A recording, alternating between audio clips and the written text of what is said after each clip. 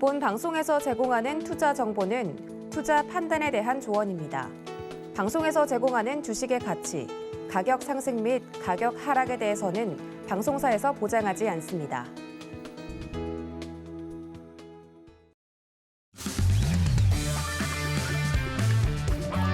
안녕하세요. 해외 시장 소식을 가장 빠르게 만나보는 시간, 해외 선물 신세계 리턴즈의 손자입니다.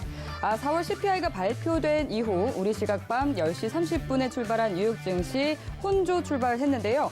현재는 3대 지수 플러스권에서 거래 이어가고 있습니다. 우리 시각 밤 9시 30분에 발표된 미국의 4월 소비자 물가 지수는 예측치인 8.1%를 상회한 8.3%로 전년 동월 8.5% 대비 상승하면서 40년 만에 최고치 수준을 근접했고, 전월 대비로도 예측치를 상회한 0.3%로 8.3%로 나타났습니다. 식품과 에너지를 제외한 상품과 서비스의 가격 변동을 측정하는 근원 소비자 물가지수는 전년 대비 6.2% 상승하면서 예측치인 6.0%를 상회했고, 전월 대비로는 0.6% 오르면서 예측치와 이전치에 비해서 높은 수준으로 발표됐습니다. 네, 5월의 가장 중요한 이벤트였던 5월 FOMC에 이어서 또 오늘 미국의 소비자 물가지수가 발표가 됐습니다. 네, 현재 연준의 단 하나 목표가 인플레이션, 이 물가 잡기다라고 해도 과언이 아닌 상황인데요.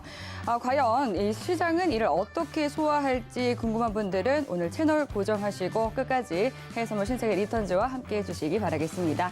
네, 그럼 오늘 함께할 마스터님 화면 통해서 만나보시죠.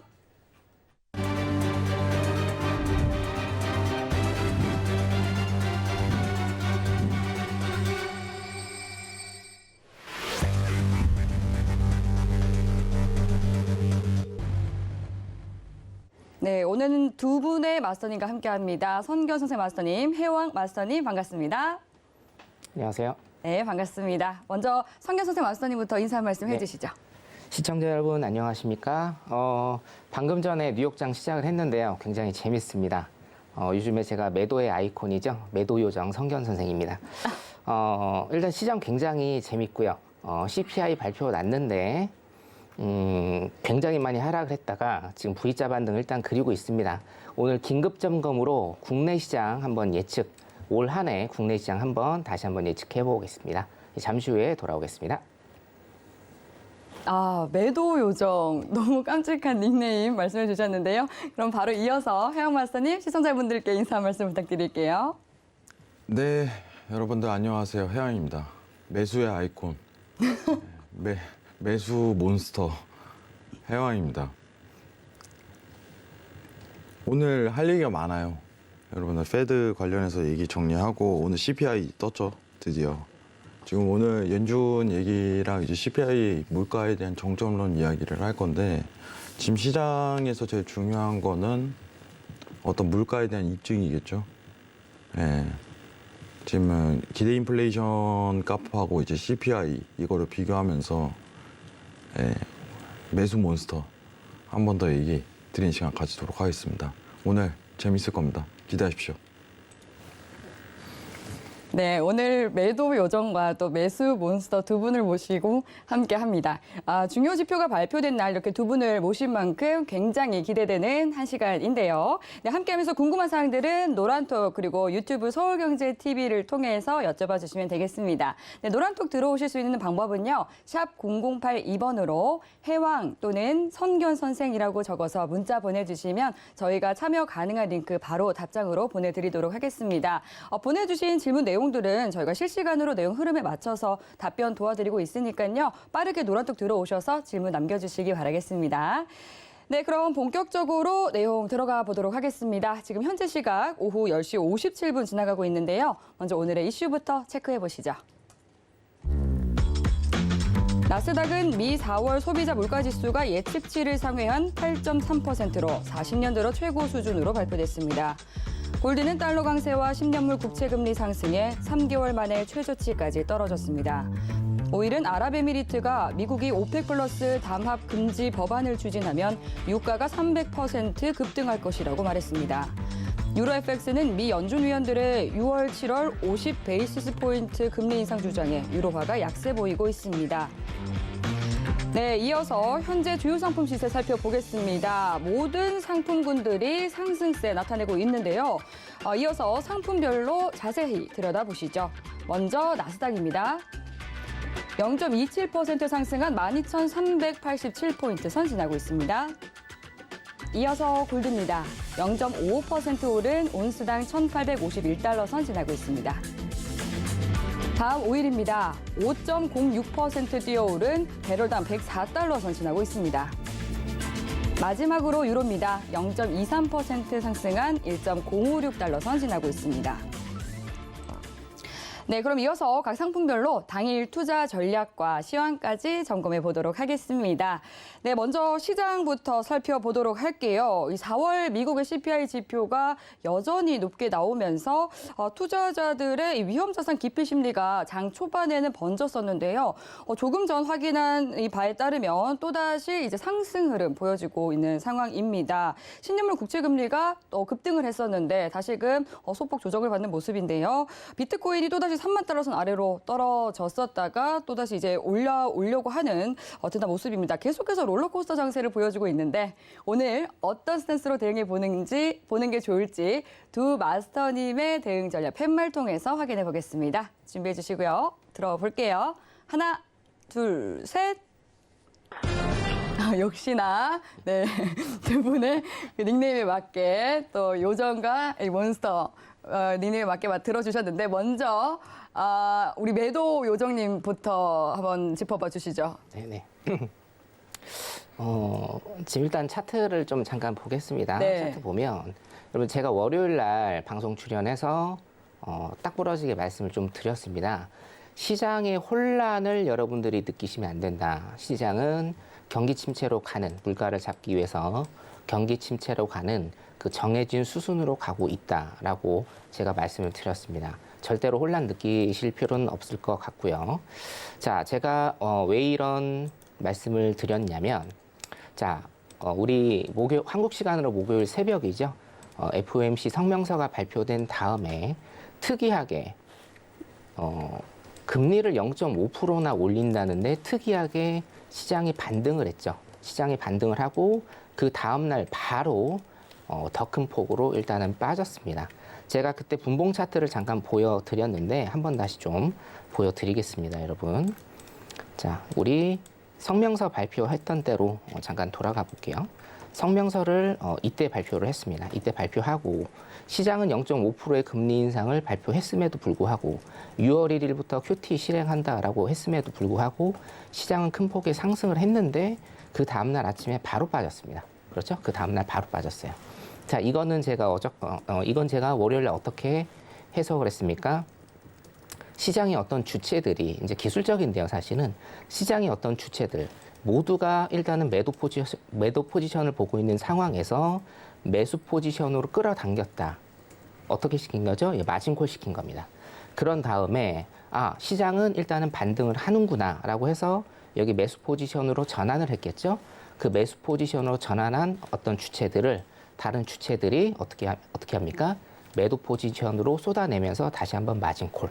자, 이 큰 그림은 왜 그려진 것이다? 매도 포지션으로 가기 위해서 그려진 것이다. 우리가 주식하시는 분들 잘 아실 겁니다. 그렇기 때문에 다 데리고 가지 않는다. 그래서 마진콜 2번으로 일단은 큰 하락의 그 그림을 완성했다라고 일단은 그렇게 여러분들이 생각을 하시면 되겠고요. 오늘 일단은 CPI 발표가 났는데 굉장히 좀 애매하게 났습니다. 애매하게 나서 일단은 제가 오늘 국내 시장을 좀 봐드리기로 했거든요. 그래서 국내 시장은 일단 조금 설명을 드리도록 하겠습니다. 네.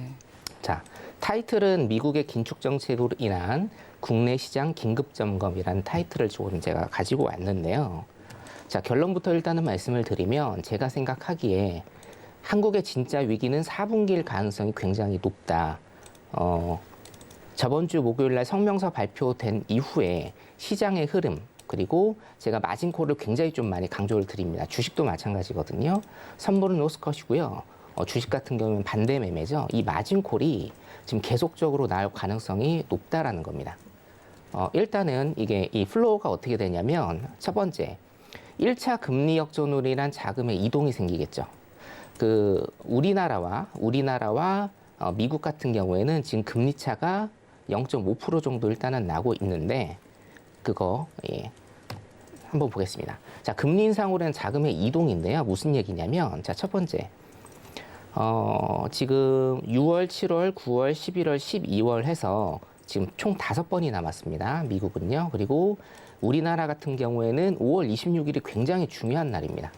굉장히 중요한 날이 되겠죠. 여기에서 이창용 총재가 올리느냐 마느냐 굉장히 깊은 고민에 빠져 있을 거라고 제가 생각이 들고 자, 7월 14일, 8월 25일, 10월 14일, 11월 24일 한 번, 두 번, 세 번, 네 번, 5번이 남아 있는데 여러분들 이거를 일단은 생각을 하셔야 돼요.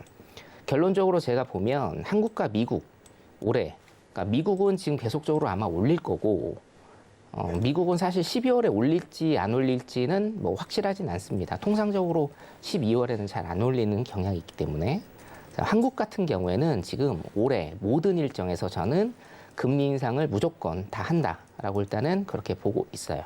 자, 이유가 뭐냐면 자, 이미 5월 달 현재 미국은 1.0%고 우리나라는 1.5%입니다. 0.5%의 갭이 있지만 통상적으로 0.25에서 0.5% 정도 우리나라가 금리가 조금 더 높은 게 관례이기 때문에 실질적으로 보면 지금 현 상황에서 한국과 미국의 금리 차는 없다라고 보시는 게 좋습니다. 그렇죠? 실질적으로. 자, 그러면 미국은 중립금리를 따라가기 위해서 계속적으로 0.5%를 최소한 한 번, 두 번 일단은 올려서 2.5%에서 3% 정도의 중립금리를 맞출 것이고 우리나라 같은 경우에는 어차피 중앙은행들이 전부 다 후행적이라고 제가 말씀을 드렸었는데 우리나라 같은 경우에는 어차피 미국을 좀 따라가는 더 후행적인 그런 모습을 보일 테니 계속적으로 우리는 0.25% 이상 금리를 올리는 이런 스탠스를 좀 밟지 않을까 예상이 듭니다.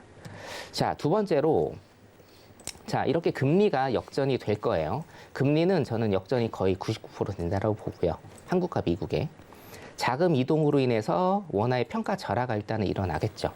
원화의 평가 절하가 일어나면 자, 월요일 날도 제가 일단 이거 설명드렸었는데 수입 물가가 상승하는 게 더 우리 경제에 타격이 있느냐 아니면 수출이 더 잘 되는 것이 평가 절하가 됐을 때 더 우리한테 이득이냐 제가 비율을 들어드렸습니다. 이 매몰 비용과 고정 비용이 많이 들어가게 되면 아무리 매출이 많이 뜨더라도 나중에 시간이 갈수록 비용이 매출을 상쇄하게 돼서 굉장히 큰 어려움을 겪게 되고 사실상 시기의 문제인데요. 수입 물가 같은 경우에는 바로바로 우리한테 타격을 주지만 수출 매출 같은 경우에는 시간의 텀이 3개월에서 한 6개월 정도 있기 때문에 일단 수입 물가 상승으로 인해서 인플레이션이 더 심화될 가능성이 있다. 이것들은 다 뭡니까? 금리 인상으로 인한 미국의 금리 인상으로 인한 우리나라의 타격이다. 이렇게 일단 생각하시면 되겠습니다. 이 무역 수지 관련해서 제가 평가 절하가 돼서 원화 평가 절하에 대한 수입 물가 상승에 대해서 제가 조금 설명을 드리자라고 하면 자, 요거 일단 보시면 돼요, 여러분. 제가 그 한국 상황을 일단 설명을 드릴 때 수출은 거의 최고조에 달했는데 수입 물가가 굉장히 비싸졌다. 그렇기 때문에 플러스가 나기는 났으나 조금밖에 안 났다라는 식으로 제가 말씀을 드렸죠. 요겁니다. 자, 무역 수지 같은 경우에는 지금 22년 들어서 계속적으로 거의 마이너스 2월 달인가요? 2월 달 빼고 다 마이너스를 일단은 기록을 하고 있다. 왜냐? 수입 물가가 너무 비싼 겁니다. 원자재 가격 상승했죠. 곡물 가격 상승했죠. 원유 가격 상승했죠. 등등 여러 가지 악재를 우리가 온몸으로 우리나라 경제는 온몸으로 지금 받고 있기 때문에 무역 수지는 지금 마이너스를 계속 기록하고 있다라는 거죠. 근데 어떻게 이게 플러스가 나느냐? 간신히 수출로 버티고 있는 상황. 예, 수출로 버티고 있는 상황. 수출이 굉장히 잘 됐기 때문에 수출로 버티고 있는 상황이다. 자, 3월 대비해서 4월에 주요국의 무역 수지 증감 현황을 좀 보면 역시 중국의 지금 공급망이 막혀 있기 때문에 우리나라도 꽉 막혀 있다. 일단 이렇게 여러분들이 해석을 하시면 될 것 같습니다. 자, 금리 인상으로 인해서 미국의 금리 인상으로 인해서 우리나라는 이런 플로우로 갈 것이다. 자, 세 번째. 2분기 이후가 정말 큰 문제라고 제가 말씀드렸습니다. 1분기 같은 경우에는 미국도 마찬가지인데요. 러시아가 전쟁을 일으킨 게 3월입니다. 1분기 때는 거의 반영이 안 됐다고 보시면 돼요. 그런데 2분기 때는 이게 모두가 다 전부 다 반영이 되겠죠. 자, 그래서 보시면 자, 메이드 인 차이나가 지금 없어질 위기냐, 이런 뭐 뉴스들이 좀 많이 나옵니다. 중국이 워낙 꽉 막혀 있기 때문에. 그리고 제가 키워드로 잡아드렸던 결국은 뭡니까? 시진핑의 제로 코로나 정책이 중국의 모든 산업뿐만 아니고 중국으로 인해서 혜택을 보고 있는, 수출을 하고 있는 거의 모든 나라의 경제에 타격을 입히고 있다라는 거죠. 지금 한국의 최대 교역국은 어디입니까? 중국입니다. 미국은 아니에요. 그렇기 때문에 중국이 굉장히 문제다. 자, 항저우 아시안 게임이 지금 연기가 됐는데요. 항저우 아시안 게임이 연기가 된 이유가 뭡니까, 여러분? 제가 강조드린 중국의 제로 코로나 정책으로 인해서 모든 길을 다 막아버렸다. 일단 이렇게 보시면 되겠습니다. 자, 제가 아까 무역 수지 말씀드리면서 한 가지 조금 놓친 게 있는데 지금 설명을 드릴게요. 자, 지금 수입 물가가 굉장히 많이 올라서 수출과 수입이 거의 엇비슷하다고 보시면 됩니다. 물론 수출이 굉장히 많이 돼서 플러스가 나고는 있지만 수입 물가가 굉장히 비싸지는데 여러분들이 한 가지 더 아셔야 될 게 있습니다. 뭐냐면 자, 지금의 무역 수지 적자. 지금 무역 수지가 적자가 나고 있는데 이 적자는 뭡니까? 금리 인상으로 인해서 금리가 역전되고 그래서 원화의 가치가 평가절하되는 환율이 높아지는 이 환율 상승의 부분은 아직까지 반영이 안 된 겁니다, 여러분. 지금까지 무역 수지가 적자가 난 것이 반영된 건 뭐냐? 원자재, 원유 등등 여러 가지 비용 상승 인플레이션에 의한 그 원인 때문에 무역 수지 적자가 난 건데 이게 플러스 돼서 환율 상승으로 인한 수입 물가가 더 가치가 높아진다라고 하면 마이너스가 더 많이 나겠죠. 그렇죠? 그래서 우리나라 무역 수지는 굉장히 큰 폭으로 적자 폭이 더 늘어날 수 있다. 언제?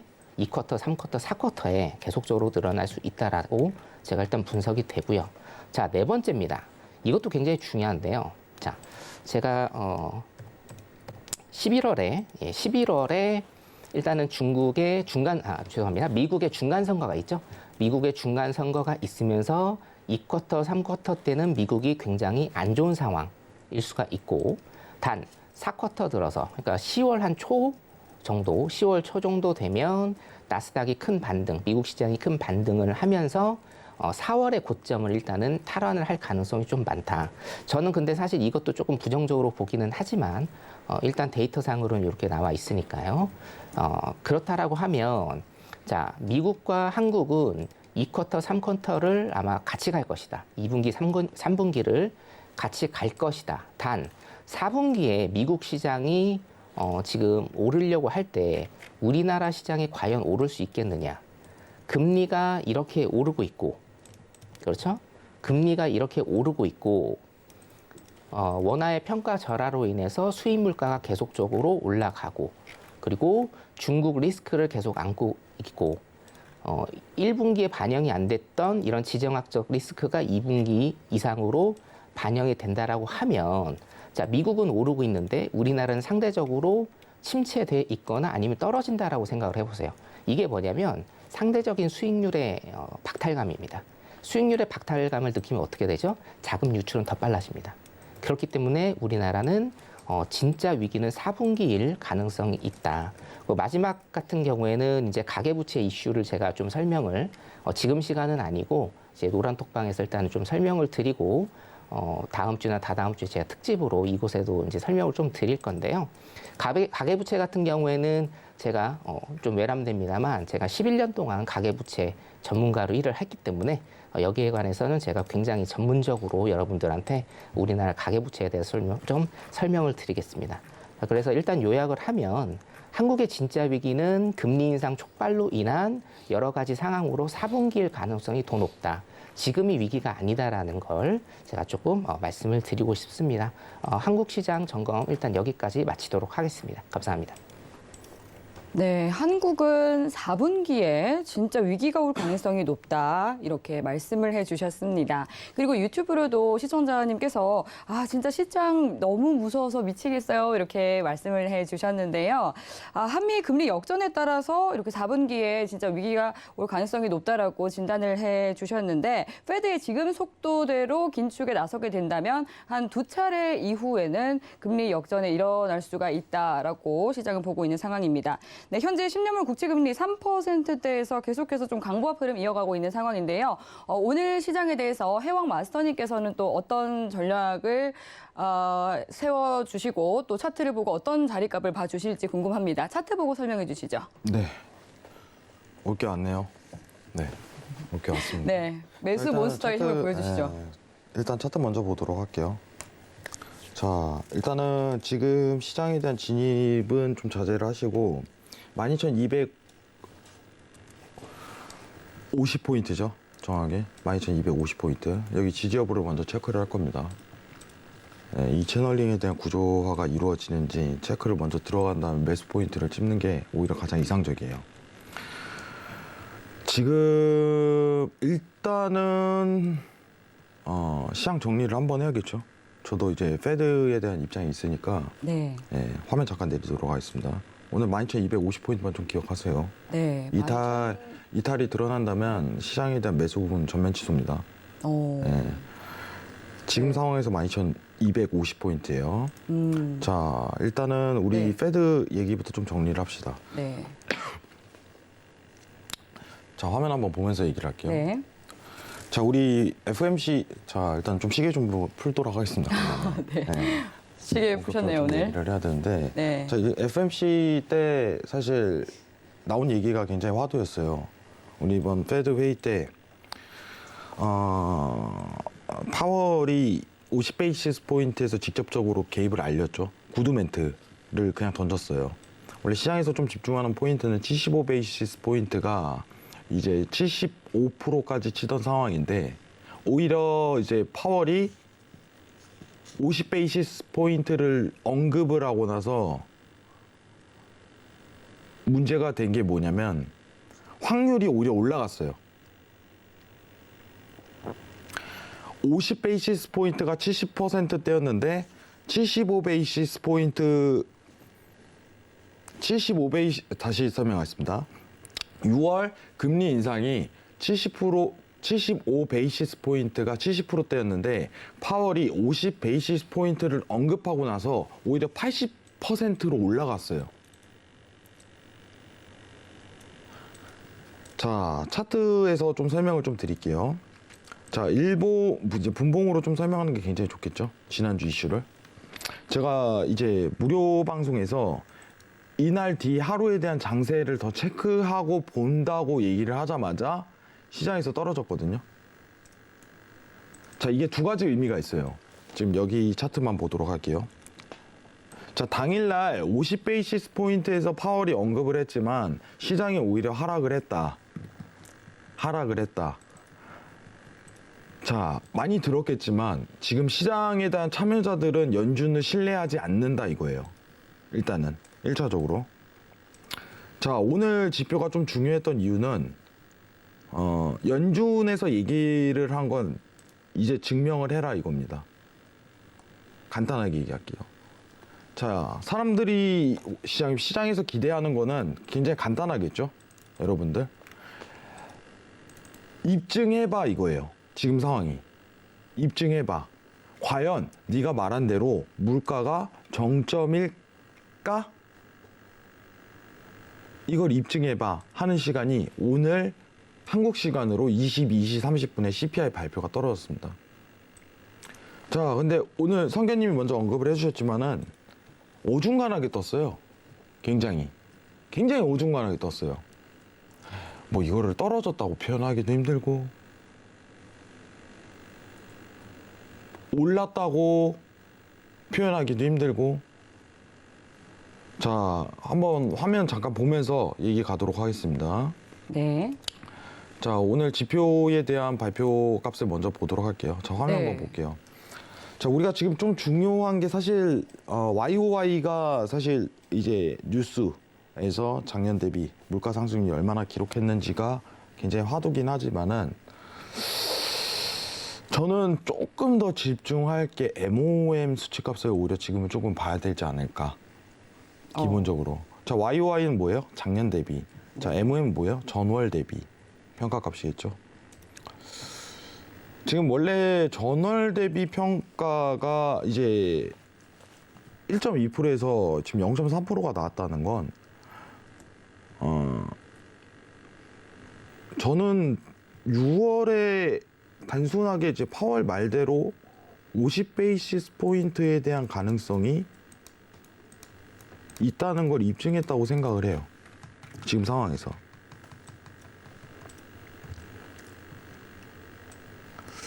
이게 굉장히 가능성이 높습니다. 일단은. 지금 물가에 대한 정점론이 왜 좀 중요하냐면은 지금 물가에 대한 입증이 돼야지 국채 상승률이 저는 멈출 거라고 봐요. 국채 상승률이. 지금 시장에 대한 이해도가 굉장히 좀 중요한 시기인데 지금 물가가 떨어진다는 건 사실 시장에 그렇게 좋지는 않아요. 이게 되게 웃기죠. 물가만 떨어지면 안 되는 거예요. 정확하게. 물가가 떨어지는데 10년물 국채 금리가 더 큰 하락률을 기록해야 되는 거예요. 저는 근데 이게 가능성이 있다고 봐요. 시장에서 원래 이제 물가에 대한 정점론이 입증이 돼야지 그때부터 이제 국채 금리에 대한 하락이 후순위로 따라올 가능성이 굉장히 높다는 주의거든요. 그러면은 물가가 먼저 입증되고 그 다음에 시장에서 어떤 10년물 국채에 대한 매수세가 드러나야죠. 그래야지 금리가 떨어지니까. 좀 어려운 얘기입니다. 자, 이제 중요한 건 뭐냐면 순서가 여러분들, 저 오늘 패널 쓰면서 얘기를 할게요. 자, 물가 다음 뭐예요? 이제 자이언트 스텝이라고 표현할게요. 자이언트 스텝 자체가 멈춰야 돼요. 단순히 빅스텝으로 가는 거죠. 50베이시스 포인트가 입증이 된 겁니다. 그렇게 가야 돼요. 그러면은 그 다음에 10년물 국채 금리에 대한 움직임 폭이 저는 보일 거라고 생각을 해요. 자, 근데 오늘 일단은 물가가 저는 입증 가능성을 시사를 했습니다. 제가 오늘 CPI에 대해서 집중을 한 이유는 자, 지난주 있었던 FOMC에 대한 어떤 신뢰성 자체에 이룬 파월의 멘트를 오히려 신뢰를 부각시킬 가능성이 굉장히 높다고 생각을 합니다. 그게 이제 CPI에 대한 결과론으로 드러날 거라고 예상을 한 거고, 중요한 거는 이제 이전 BI 수치값이 지금 많이 떨어지고 있어요. 여기 보이시죠, 여러분들?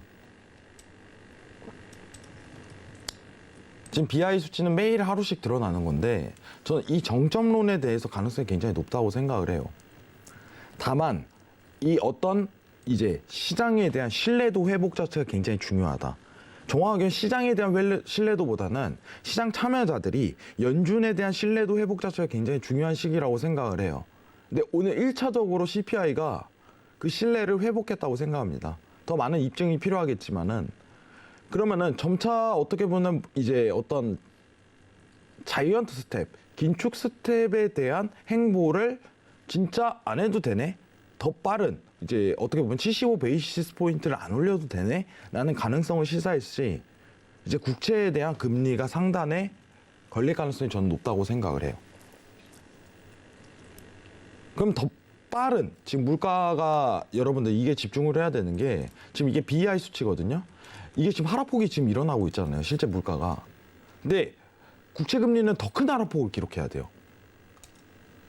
이게 더 중요한 거예요. 근데 이게 가능성이 있어요. 아직까지는 저 있다고 봐요.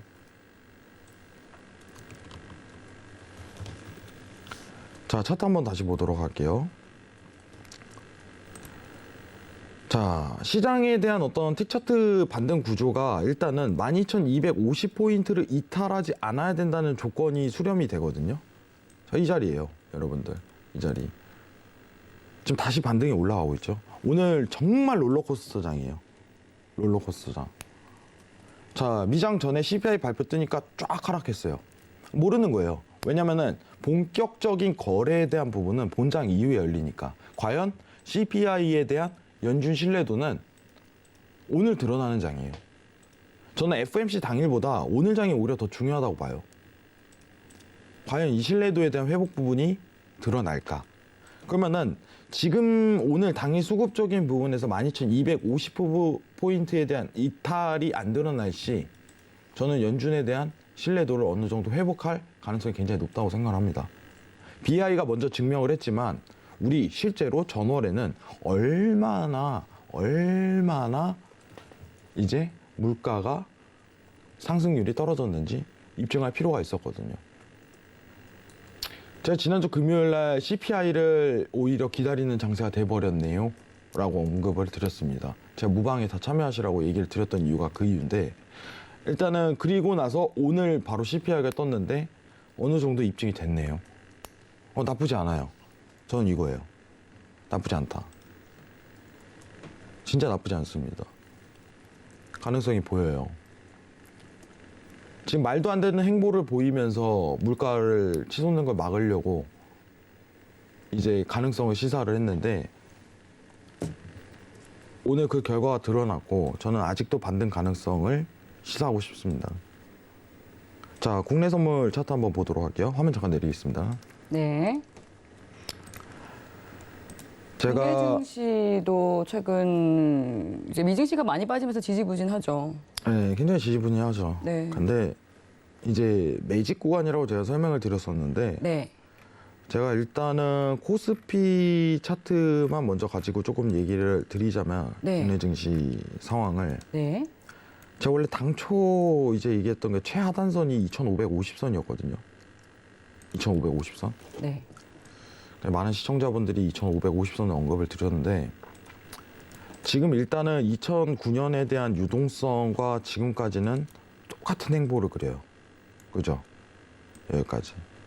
그러니까 이게 차트에 대한 완전 크기가 똑같은 게 아니라 상대적으로 이 상승 대비 비율, 하락 대비 이게 어떤 긴축 사이클이 돌 때 나오는 시기거든요. 저점에 대한 어떤 가능성에 대한 여부를 저는 아직도 시사하고 싶어요. 아직 국내 증시 관련해서는 저점 가능성이. 근데 지금에 대한 여부입니다. 제가 오늘 먼저 선견님께서 먼저 얘기를 드리시면 저도 4분기부터는 시장이 굉장히 안 좋을 거라고 생각을 해요. 그 부분에 대해서는 두 분이 같은 네, 시각이세요? 그 부분에 대해서는 적극적으로 공감을 해요. 네. 지금 왜냐면 한국은행 이창용 이제 총재님. 총재가 먼저 얘기를 한 거는 최근 네. 발언이 굉장히 화제인데 예. 금리 발언 하셨죠? 인상에 대한 신호를 전혀 안 주고 있어요. 지금은 올리겠죠. 지금은 네. 일단 올리는데 지금 일단 재료를 던지고 오거든요. 이창용 총재가 왜냐면 습관이 됐고 얼마 전까지만 해도 후보자였는데 예. 총재가 돼갖고 자꾸 후보자가 생각이 나는데 이창용 총재가 최근 발언이 이제 물가 상승은 미국 대비해 갖고 아직은 우려할 정도가 아니야라고 언급을 했던 게 첫 번째 어떤 이창용 총재에 대한 성향을 정확히 내포를 한 거고 네. 연말 어떻게 보면 미국 대비 금리 상승을 똑같이 따라할 수는 없거든요. 이제 주택담보대출 금리가 많이 오를 건 사실이에요. 금리는 오르니까. 근데 지금은 당장은 따라갈 가능성이 굉장히 높아요. 왜냐면은 지금 적정금리가 한국은행이 그렇게 높은 수치가 아니에요. 아직까지도. 긴축 대비, 미국 대비 평가로. 일단은 따라가는데 25 베이시스 포인트로 차근히 올리겠죠. 근데 3, 4분기 들어서면은 이걸 못 따라가요. 그 재료를 미리 던지고 있어요. 아예. 지금 미국은 빅스텝을 긴급하게 밟을 정도로 굉장히 어떻게 보면은 위험 노선에서 빠르게 물가 상승을 저지하려고 노력을 하지만 한국은 그 정도는 아니다. 그 정도는. 뭐 물가는 오르겠죠. 전 세계적으로 다 오르는데. 근데 중요한 거는 그걸 못 따라가게 된다면은 4분기부터는 굉장히 힘든 시국이 장세가 드러날 가능성이 굉장히 높다는 거죠. 근데 저는 아직까지는 지금 장세는 이제 매집에 대한 구간을 충분히 펼치기 좋은 장세다. 2분기 3분기까지는 그 가능성이 저는 시사가 돼요. 아직까지도. 지난주 페드에 대한 회의가 정확하게 시장에 대한 신뢰도를 잃었다면 그거를 증명하고 어떤 미증시에 대한 반등 구간을 포착하기 저는 좋은 시기라고 봅니다. 아직까지. 굉장히 좀 간단하게 설명을 드렸어요. 지금 무섭다고 얘기를 많이 표현하잖아요, 장이. 무섭다고. 이제 시청자분들이 오늘 이제 글도 남겨주는데 장이 너무 무섭네요. 어떻게 될지 모르니까. 굉장히 어렵죠. 왜냐면은 지금 코스피 차트도 그러고 미증시 차트도 하락을 시작한 지 이제 굉장히 오래됐어요.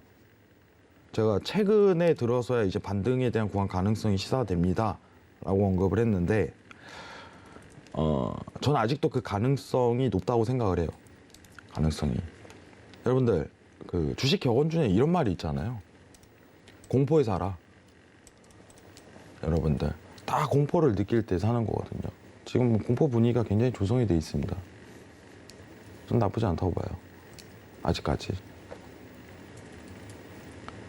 자, 오늘 요약을 좀 할게요. 지난주 페드에서 이미 파월에 대한 멘트는 연준의 신뢰성을 잃었습니다. 그래서 입증에 대한 지표가 굉장히 필요했던 시기였어요. 월화수 기간이. 왜냐면은 FOMC 회의 이후에 신뢰도를 잃은 연준에 대해서 CPI는 굉장히 중요한 지표였습니다. 오늘 미국 소비자 물가 지수가 발표가 됐는데 어느 정도 저는 입증했다고 봐요. 왜냐면은 YOY 기준은 많은 수치값에 대한 하락을 기록할 수는 없지만은 MOM은 지난달 전월 대비는 긴축에 대한 성과가 어느 정도 보이기 시작했고, 이제 BI 수치값 있죠. 10년 기대 인플레이션은 지금 하락률을 기록하고 있어요. 그러면 이 다음 나올 수 있는 행보가 어떻게 보면은 신뢰도를 회복했을 때 국채 금리에 대한 하락률이 더 높은 물가, 어떻게 보면 지금 BI 수치값이죠. BI 수치값보다 더 높은 하락률을 기록할 가능성이 저는 아직까지도 시사된다고 봐요. 자, 차트에서 제일 중요한 거는 지금 이거예요. 지금 여러분들이 증시에 대한 상승률을 원하신다면 정확한 해답은 자, 화면 보면서 얘기 드릴게요. 네. 자, 지금 보겠습니다, 화면을. 지금 여러분들이 보시는 어떤 파란색 선과 초록색 선이 보이시죠? 이 두 개를 좀 집중을 할게요. 지금 파란색 선이 하락률을 기록하고 있죠. 초록색 선이 더 빠른 하락률을 기록해야 됩니다. 여러분들. 그래야지 증시가 올라요. 파란색 선은 바로바로 드러난 지표고, 지금 10년물 국채 금리는 연준의 신뢰도를 회복했을 때 초록색 선이 더 빠른 하락률을 기록할 가능성이 굉장히 높습니다. 이게 오히려 하이라이트예요. 아시겠죠?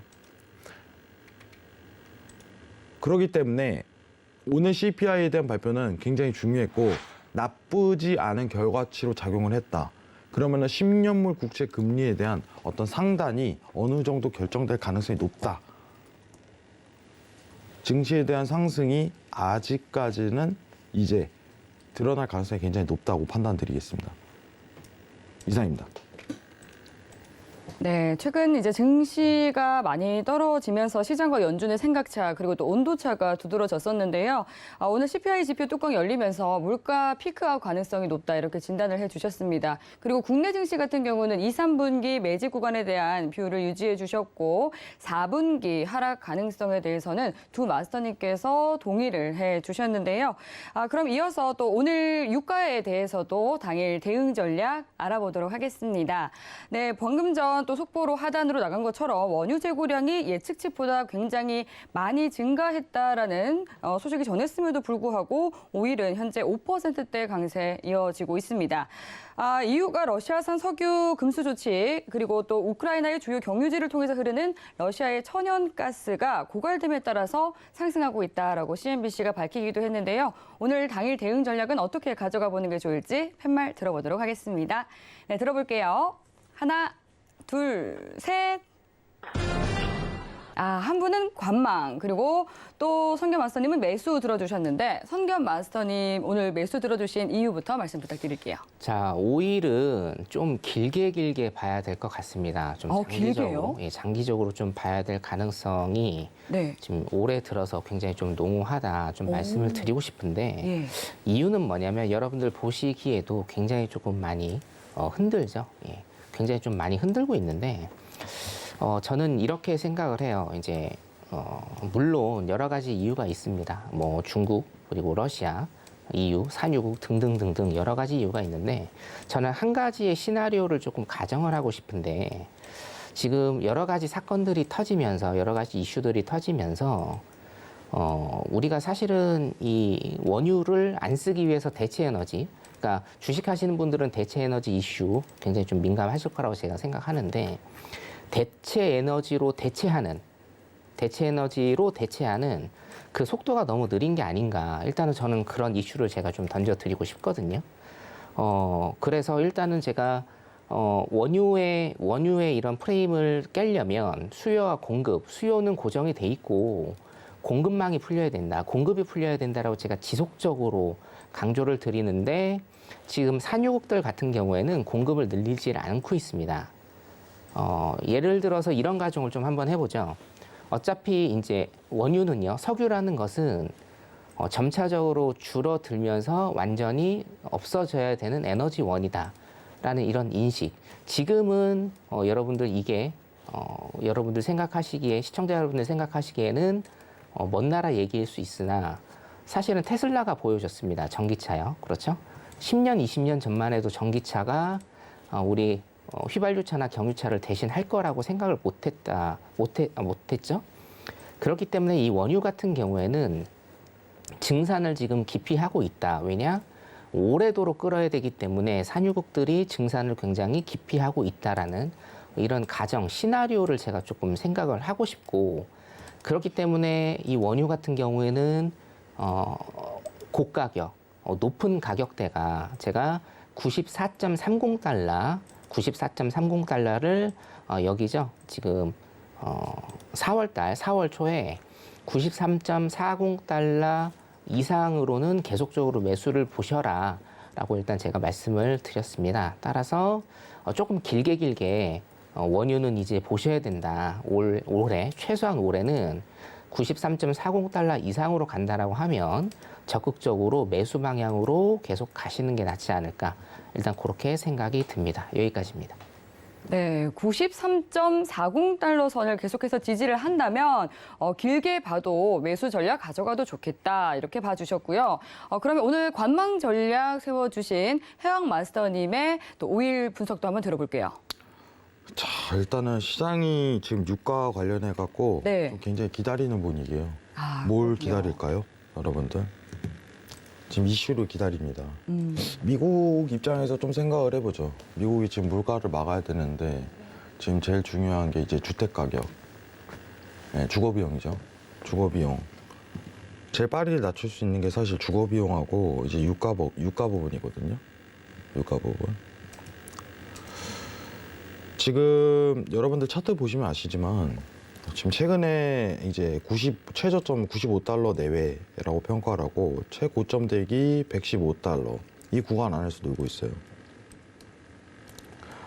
자, 차트가 이제 수렴형으로 이게 들어오는 상황이 연출이 된다면은 제가 관망을 하는 이유가 지금 이 상하방에 대한 어떤 기조를 결정하기 전에 어떤 터지는 이슈에 대한 내용을 기다리는 장세입니다. 이 장세는. 사실 이런 자리는 데일리 트레이딩에 있어서 오늘 올라가요, 떨어져요 라고 했을 때 둘 다 볼 수 있습니다 라고서 이 구조로 나오거든요. 근데 여러분들한테 관망을 좀 권유드린 이유는 지금 만약에 미국이 사우디 관련해 갖고 어떤 좋은 이제 협약에 대한 관계를 맺어서 이제 공급량을 늘리는 신호를 가진다면 시장은 떨어지겠죠. 근데 반대로 얘기를 하자면은 이제 러시아 관련해서 더 증폭적인 얘기가 나온다면 시장은 상승하겠죠. 근데 저는 이 얘기예요.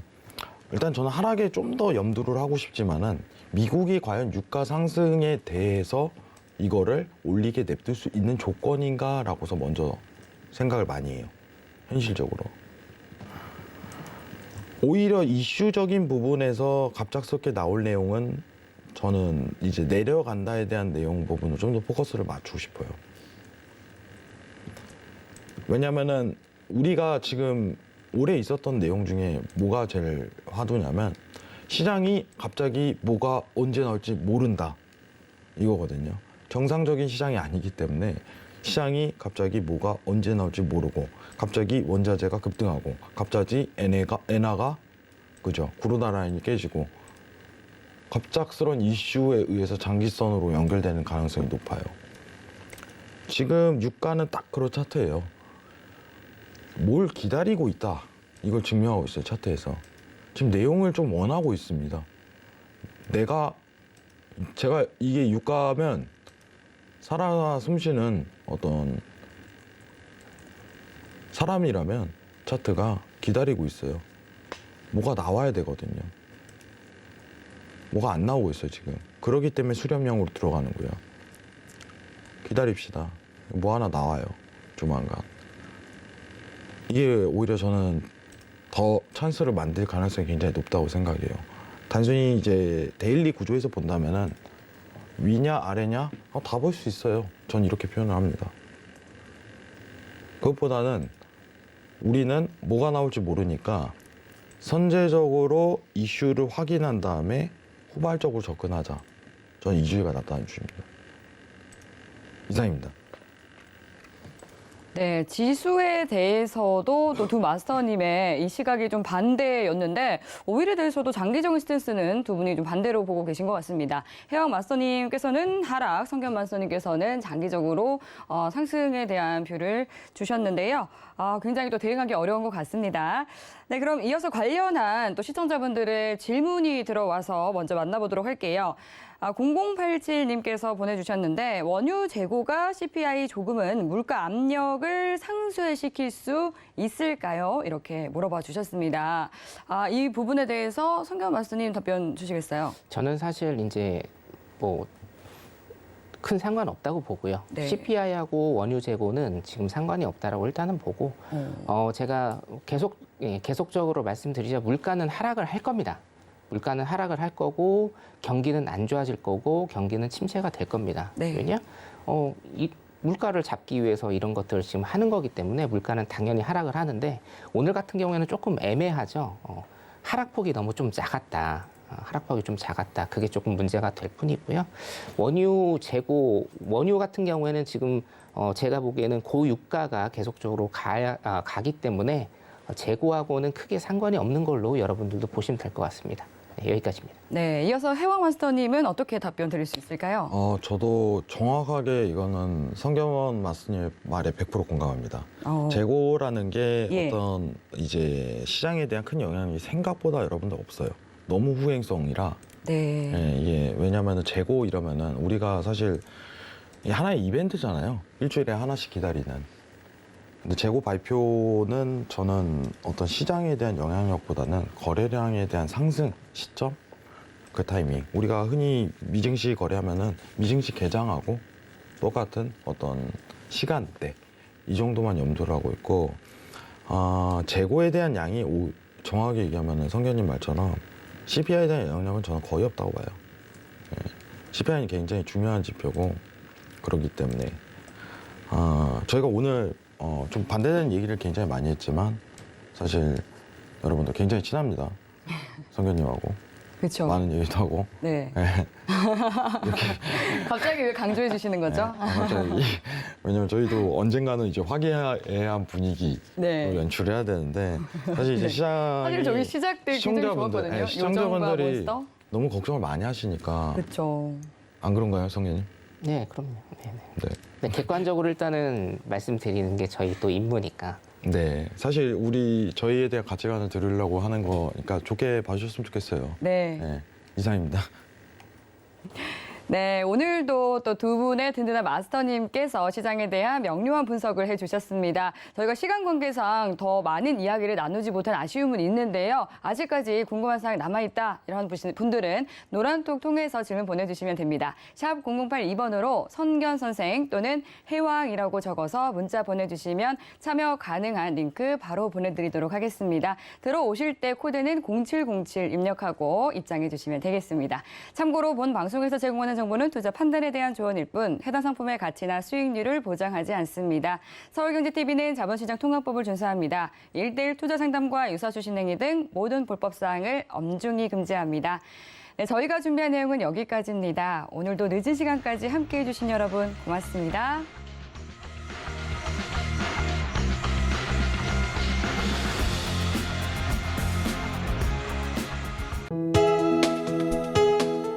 본 방송에서 제공하는 투자 정보는 투자 판단에 대한 조언입니다.